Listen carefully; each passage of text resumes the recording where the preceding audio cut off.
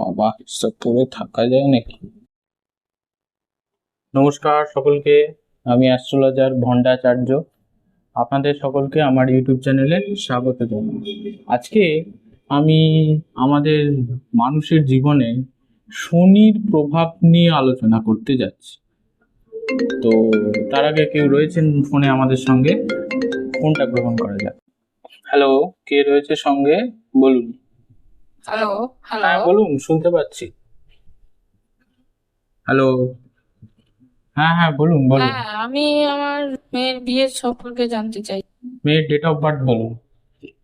31শে April 1998। কি বললেন? 31 April 1998। शाबाश बेटा। হ্যাঁ, তো তুলা রাশি। হ্যাঁ দেখুন, হরোস্কোপ দেখে আমি যা বুঝতে পারছি এখানে ওর কিন্তু বিয়েতে একটু সমস্যা রয়েছে, কারণ এখানে আমি মাঙ্গলিক দোষ দেখতে পাচ্ছি। তো এইটার একটা প্রতিকার করাতে হবে।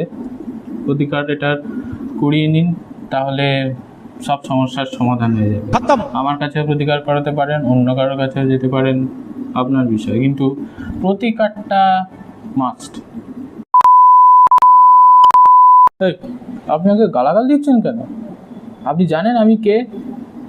গোটা ভারতবর্ষে আমার চেম্বার আছে, হ্যাঁ, এমনকি বিদেশেও আমার চেম্বার আছে। এরপর নেক্সট চেম্বারটা আমি আমাজনের জঙ্গলে খুলবো ভাবছি।